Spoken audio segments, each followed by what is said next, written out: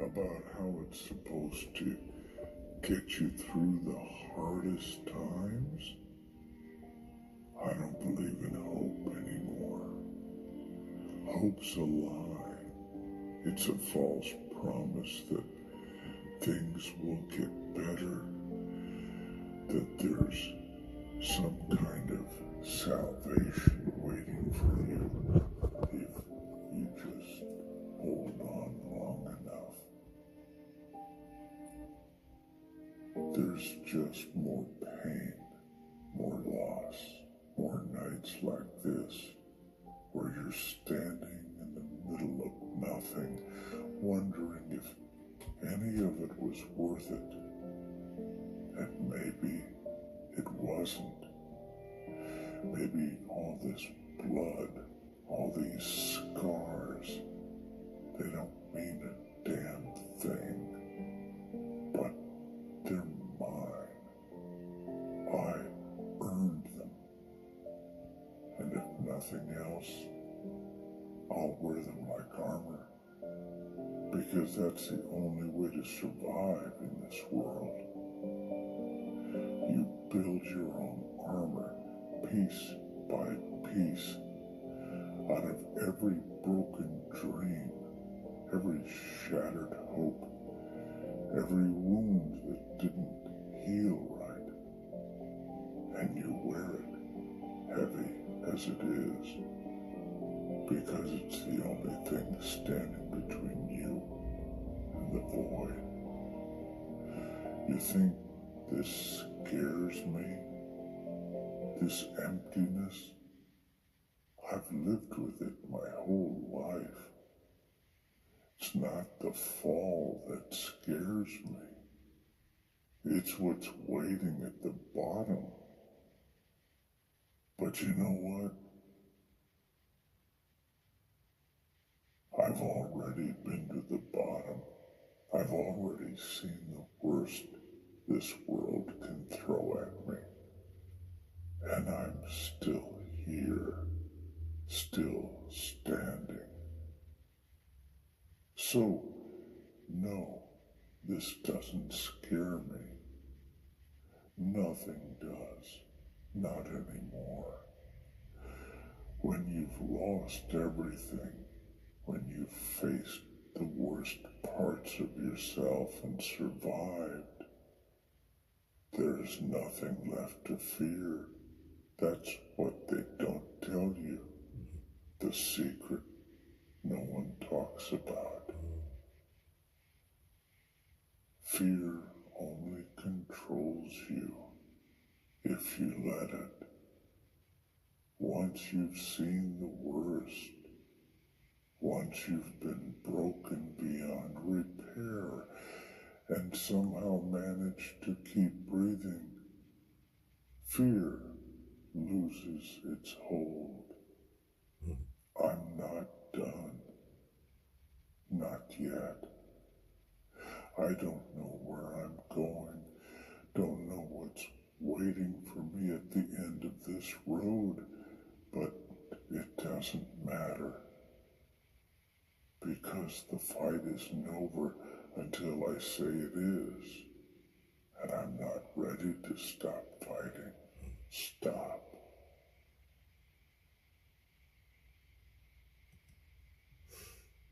Yeah. I always have a plan when I do these videos. How I'm going to talk, how I'm going to start off with. I fucking lose it. What was I going to say? Right.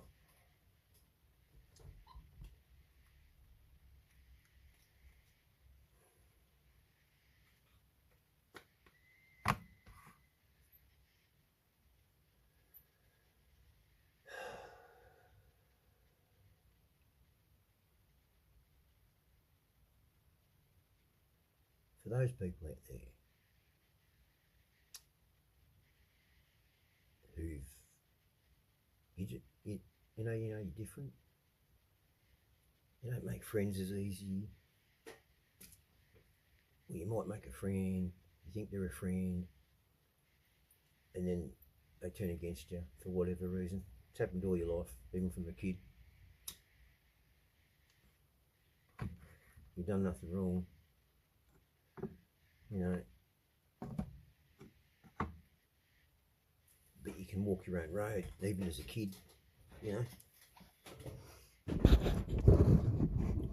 You're not like them, you don't think like them, but they've got one thing that you'd like to have, and that's a friend.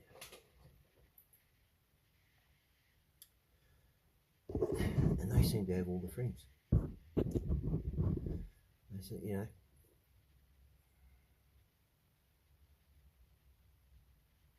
and you think about that as a kid. As a kid, you're looking at that, trying to understand that, how you're different than them, you know. And I'll tell you what it is. Because they're doing something that you won't do. And you won't agree to it. So you don't hang around with them. And that is, you won't lie. A friend is an equal, not a beneath, and not an above. They're an equal. You don't use your friends, you don't dare your friends for your own enjoyment, laughter, and you won't do it, and that's what they do. I don't care. There's just something about them. But yet people flock to them. They're all over them, you know?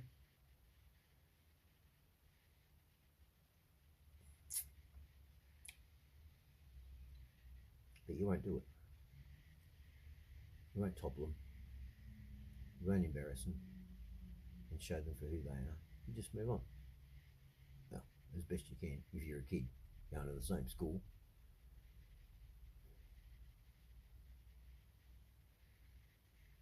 You know,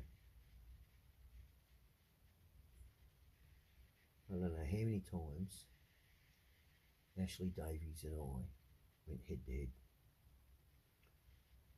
You know, or Matthew Turnbull. You know. You know, Ashley thought he was better than everyone else. You know. And I think about it now. And I did go to Ashley's place, you know. I wasn't invited back there, you know. We were friends off and on, but never real friends, you know what I mean? And I did, you know, go to Matthew Turnbull's place.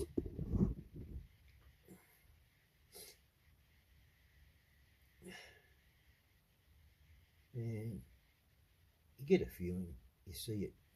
I did anyway. I was pretty in tune with myself at a young age, had to be. You know. And Ashley's parents weren't happy. They weren't happy.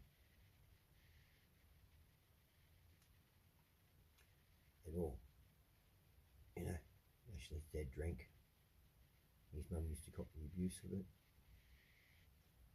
And of course Ashley had come to school thinking he was King Dick and trying to hide his upset.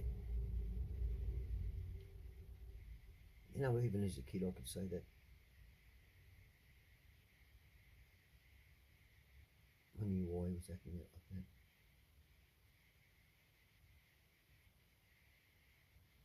But back then, in the 70s and in the 80s, kids were, we were loved, we were protected, cherished, but we weren't heard from.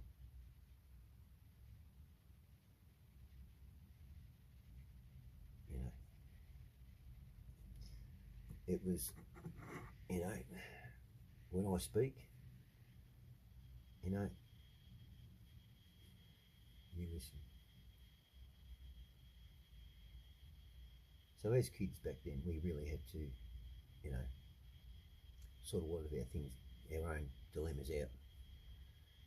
You know, they don't have the programs they've got now, like anti-bullying, and oh, I don't know who I am, whether I'm a girl or a boy, and all of this shit. That was all pretty much sorted out by the kids. But back then, our bullying was different to the bullying today. The bullying today is just vindictive. It's just absolutely vindictive.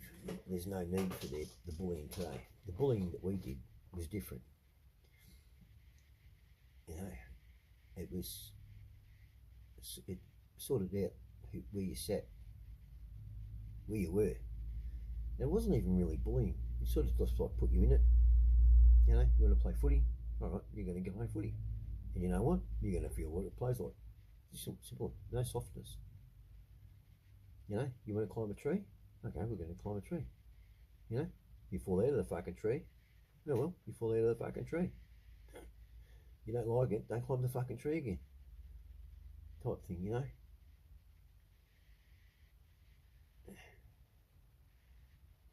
But I was always alone. Same with Greg Gilbert, the Gilbert family. Kerrigans, they started that, you know. He was, he had a rough childhood. You know, my other friends were Greek or Italian, and you know, being in the 70s and that, they just sort of pretty much just got there, you know, probably 5 years before I was born, you know. They moved to Australia. So they're still stuck with their sort of customs, trying to adjust, you know, and their strict ways, and you know, like you know, how we celebrate birthdays here and type thing, you know. It's hard to get in, you know. Invites into the ethnic side of things back then. When you're invited in, you're invited in. They open up their doors, and you know it took a long time.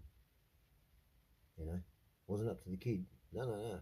Their parents used to. I remember going to Peter's place, you know, and Peter said, "I just wait out on the footpath," you know. Okay, no worries. He went and saw his mum and dad. No. I knew what they were saying, you know.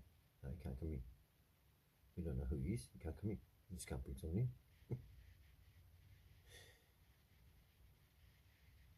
But it's how they assessed who I was. What sort of a person. It's how parents assessed the other kids that were hanging around their kids. So they'd look at how many times Peter and I hang around with each other. Whether Peter had a gripe about me. Because if there's a problem between us, you know, he's going to say something. It's just going to come out. Or if they don't see me for a while, you know, hang around with Peter, they're going to ask him, right? Because, you know, everyone was sort of on the same level, you know, where I was, you know.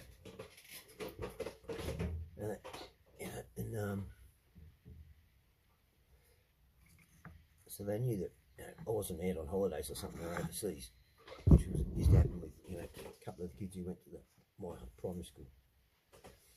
You know, I lived in Baldwin. I was born in Moonee Ponds. Was shuffled up to Sunbury. I had my first fight in Sunbury. I was 4. I remember it.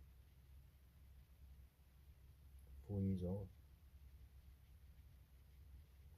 Mum moved us up there, my grandmother and I up there, so the rest of the family couldn't, you know, so Grandma couldn't see the rest of the family. She was stuck. We lived at the top of the hill in this big house, big red brick house. it had sheds all around it, you know, that rouse. Nice to play in and around the sheds. Had a little yellow car to pedal around in. And there was kids down the street, you know. And Grandma, you know, she kept an eye on me, but you know, me being me, I'd get out. But being a country town, there's really no need to worry. It's the kids you got to worry about. Country towns, they can be evil. Some of these country towns, they hide some secrets. Anyway, you know, this one kid he befriended me, you know, at 4.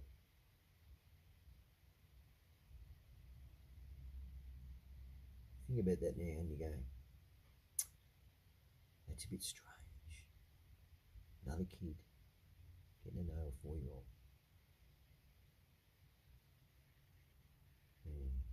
Anyway, so I went down, you know, down the road. I remember walking in, and this just gives you an insight to what I saw in my life before I was 4, to realise I was in a bit of trouble.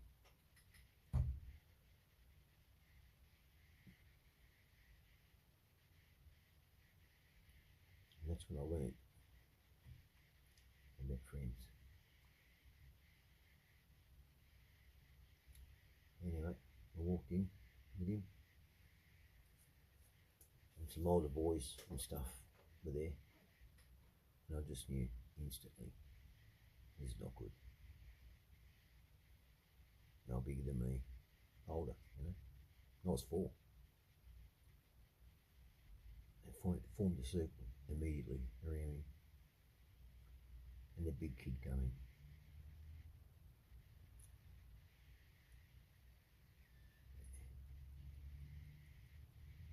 He kicked me right in the side. Kicked me right in the side of the guts. You know, I was 4.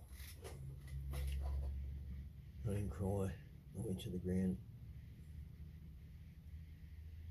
and I just looked at this other kid that brought me down. And he was standing there, and he was laughing, but his laughter wasn't real. Not like the others. Their laughter was real. This poor kid had obviously been set up to get me.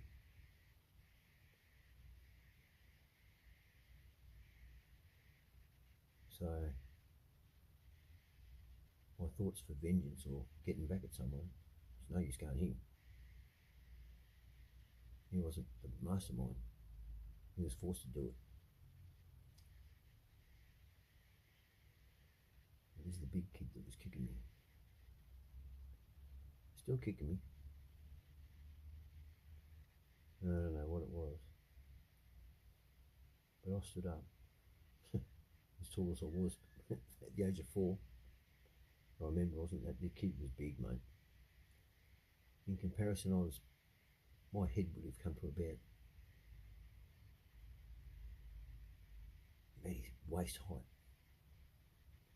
Maybe a bit more, about, you know, about belly height, my head. And he went to punch me. Up until then he was kicking me. Just in the body. And as soon as I got up, he went to punch me. And I ducked. And he missed. And I saw his back. He turned around. The punch had sprung him around. I kicked him in the arse. And then I grabbed his leg, and I ran forward with it, put him on his back. And then I jumped on his chest, and the circle opened up. As soon as that circle opened up, I got out of there. I ran back home, and they were coming. I ran through the house, you know, ran through the front door. I couldn't see Grandma.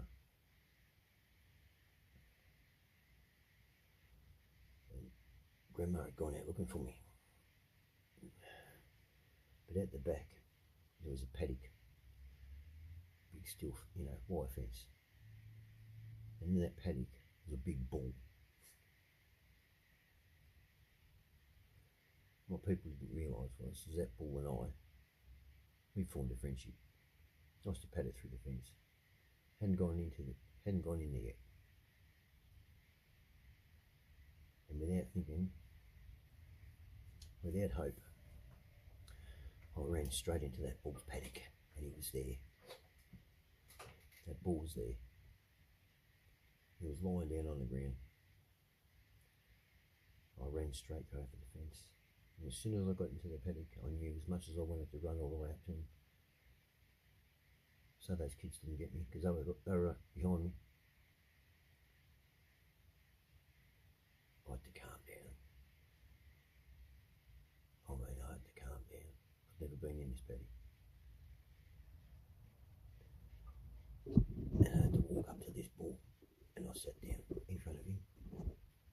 And he looked at me, this bull, and he looked at the fence where the kids were. He looked at me, and I grabbed a tuft of grass. That's all I had to offer. And he had it. He ate it. I was there for a while, and then I saw the farmer go up to my grandma, because my grandma was on the other side of the fence. After a while, the kids were there, and no one wanted to scream or anything, because they didn't want to aggravate the bull. And the farmer, he was there. And then, when I knew that he was there with my grandma, because the kids were still there, I came walking over. And I said, what are you doing? Back then you didn't get told off for shit like that either. I'd ask you, what were you doing? Have you noticed like today, that people don't ask when someone's done wrong, or what are you doing? They've already got a thing in their head. Mate, we've got to get back to asking people, what do you think you were doing? Got to get explanations. You have to. Anyway, Grandma asked, what were you doing? I said, I just wanted to go and see him in the pad while those kids were there. I reckon even today, if they're alive, those kids, mate, that big one, I reckon they've got respect for me, because I didn't say they were beating me up. Nothing.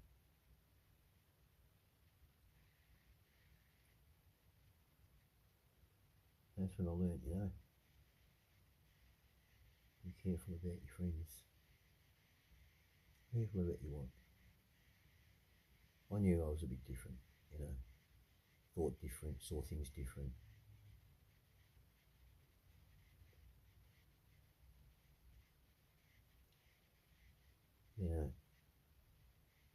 A friend isn't equal. They like everything about you, and you like everything about them. Nothing annoys you. They know how to rev you up.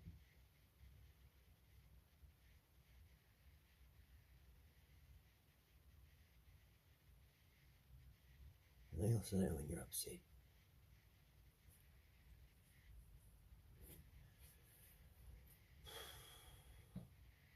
But you don't look it.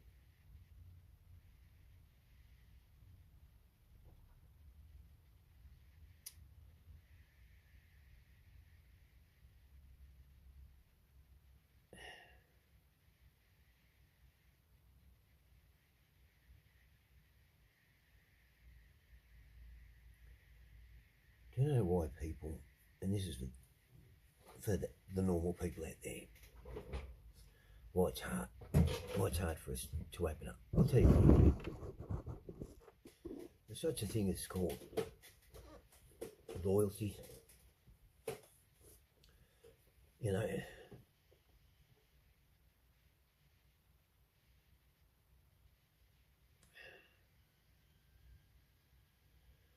and sticking by things.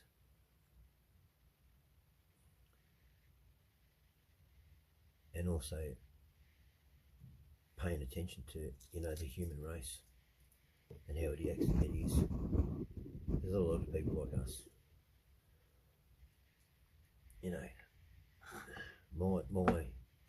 I'll be honest with you, why I'm like I am is not because of what I've seen in life. And that, as much as psychologists and that, and I'm not a doctor, but I've been through them. I was the first case in Australia in regards to an enclosed head injury, because up until me, they didn't think you had any brain damage, any head injury. If they rocked up at a car accident or a motorbike accident scene, if there was no blood coming from your head, you didn't get a head injury. Anyway, that all changed with me. They did the big test with me. My brain spun 360 degrees round and then straight back. I bruised all 4 points. That's a head injury. That's an enclosed head injury. And I knew that I'd changed, and they put me through the testing. So I've been through it all. Difference was Dr. Costello. He was a I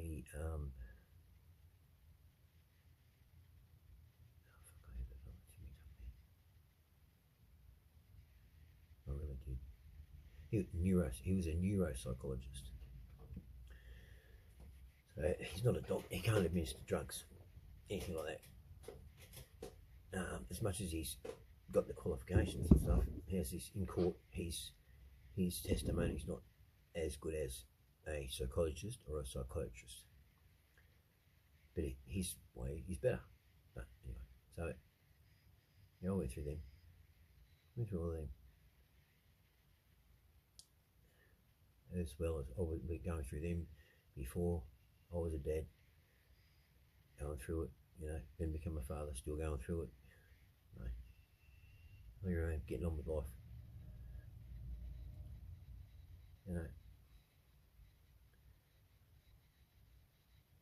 And just listening to people in the pub going. I worked in public bars, so it was a bit different, Public bars when I was working in them were like people's lounge rooms. People talked. That's what they did. There was no jukebox. There was no fucking bullshit today. People actually went to the public bar and sort shit out, plan things, talk, whatever it was. Here I am doing security in amongst it at the age of fucking 17, Yeah, you get your fights. Fucking oath you get your fights. But no one went to public bars back then for a night out, unless it was Friday or Saturday night. During the week, nah. The women didn't come. It was all men pretty much. Any women that were there were single women, right? Just the way it was back then. Was it better days? Yeah. Look at today. You reckon these days are good? Fucking shit. Even your fucking enemy back then gave you respect.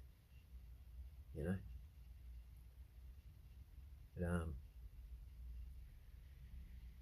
they tell us to open up, yeah? Well, I can tell you from a fact, for me, anyway. It's one thing. One thing. And I think a lot of you will understand when I say it. It's one thing. And it's not what it is being ignored. Just not seeing, people not seeing the value in you. But it's not the people. It might be just one. You've been lied to, hurt. Just not recognised, not thought of. You've given everything, put it all in. And like, you may have been through that, but this one's different because this one really got you. You know, I've got a friend, he got married, he's been married fucking 7 times. fucking 7 times. Fuck. I say to him, thank fucking God I introduced you to the fucking guys on you. He was a crook. He turned into a crook. I said, otherwise you'd be fucked. You have that money, you'd be fucked. Because you're a crook. He's got the money, and they shut up. He's ex-wives. But the 8th one got him.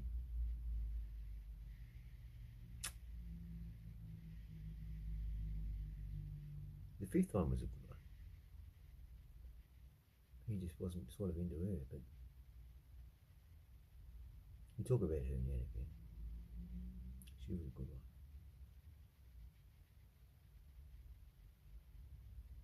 But the 8th one got him.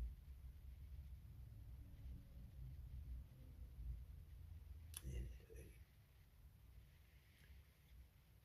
That's what I say to people. Don't try and plan your future. It's emotions.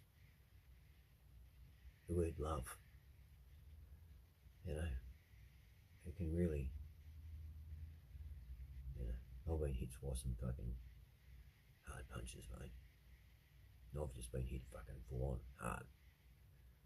Crashing motorbikes, fucking fights, whatever. But the love, that love whack. Oh yeah. And that can fucking whack you. And you know what? You'll actually see something there too. But it's already whacked you.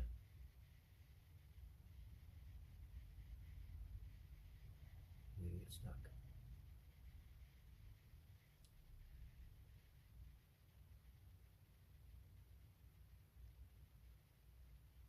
And you don't speak up. And it always comes when you're at a time in your life when you're a bit, you know, but getting back to not speaking. I think I've told all of you I used to take ice, you know, because of what happened, just numb me, and I come out here. And I just want to, I'm saying this for a reason, because I know how human nature is, I know how people are, and I know why people don't talk, that have come from some sort of addiction or some sort of, you know, drinking or taking drugs or whatever like that. And I just want to say for those people who don't speak up, this is why. To these ones who are the first judges. Have a look at me. Yeah, haven't shaved. You know, what's the time? I'll tell you the time, even. I'll tell you the time. It's 4:42 a.m.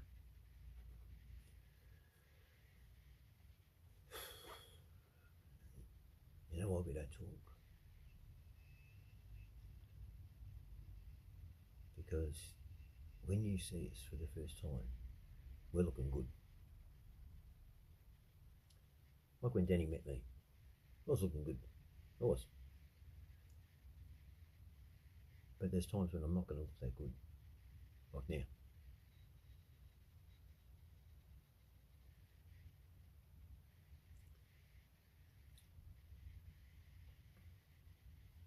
And they've never seen me not looking good. And because you've told them, you know, I was on drugs or, you know, this, when they see you not looking good, they go, mate, and they, you're right. Fucking hell, you look like you're fucking, you know, you want anything? Take it in. That fucking hurts. That fucking hurts.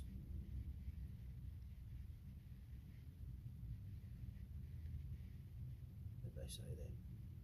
They ask you that.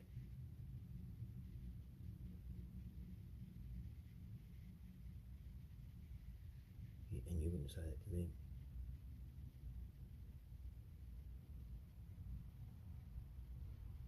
You know. But for those people who've told people that,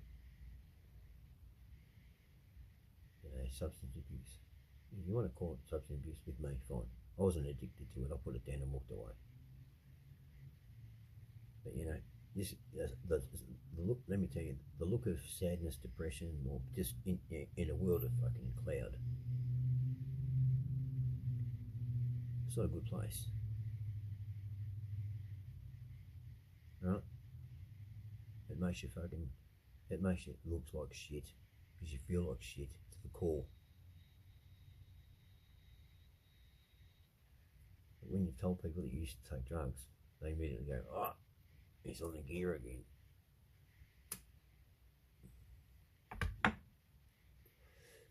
Mate, people used to think that I used to take speed years ago because I just didn't stop. You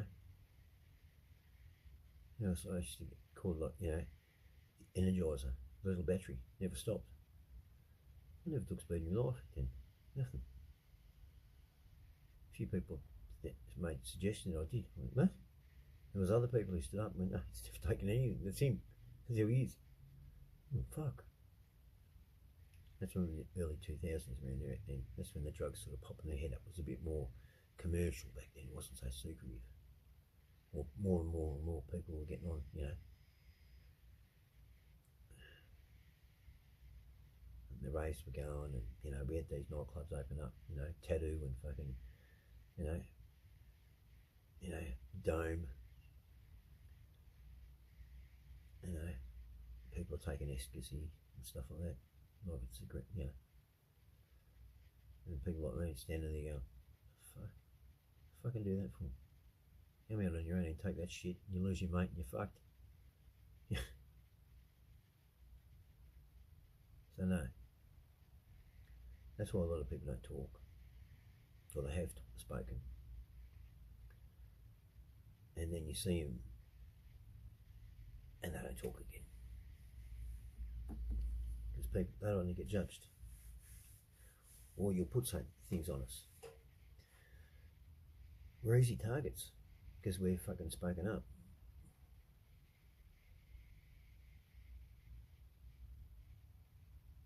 Choose a friend. It's amazing how many people want to be your friend. You know, when you've said what I've said on YouTube, it's amazing.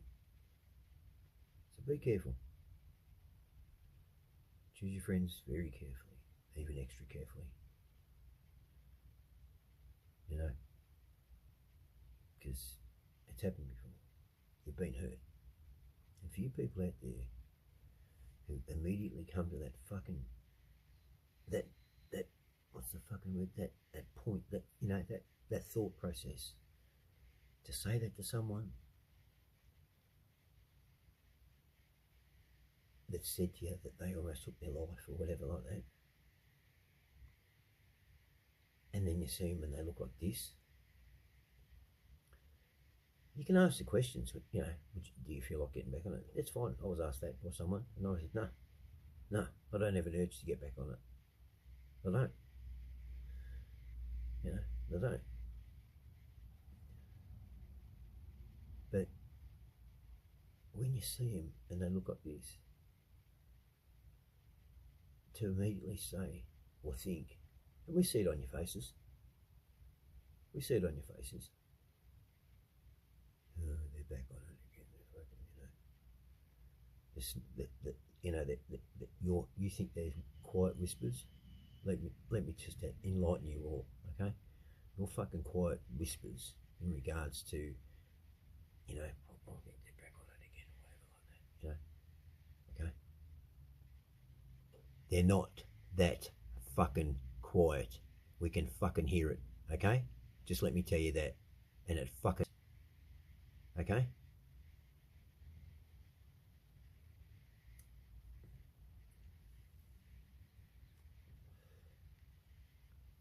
So there's a bit of warning to both sides.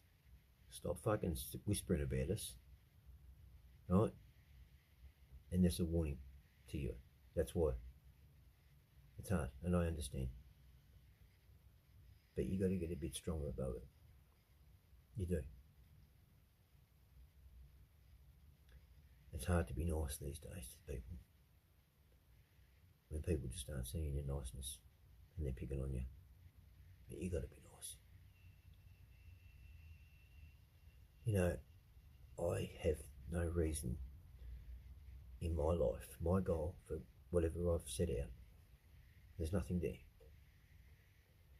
And I just want to say this.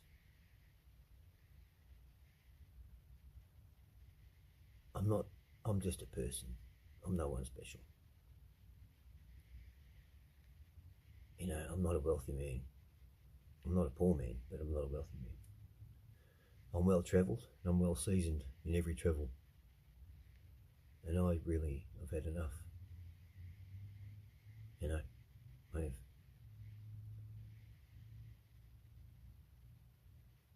I could give up. But I know there's young people out there, younger than me, who might watch this. And as long as I want to stay here, because if I can put up with the fucking shit that life's given me, and my dreams crushed, gone, can't get back, unrealistically cannot get back, no matter what. Even if I was to win Tatslotto, not going to get those dreams because I'm too old. I'm older now. I want them to see that I'm still here and I haven't given up, so they don't give up because they've got something still to give because they're young enough. Alright? I'm here for the ones that are younger than me, and also for the ones my age or older, to think about that. If the younger ones see us giving up, then they just think it's the way it is.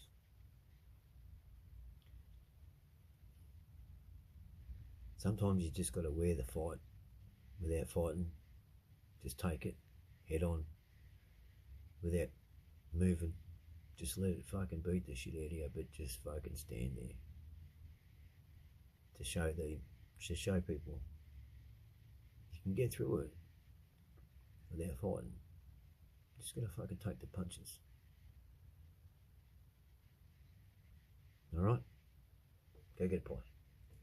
See ya.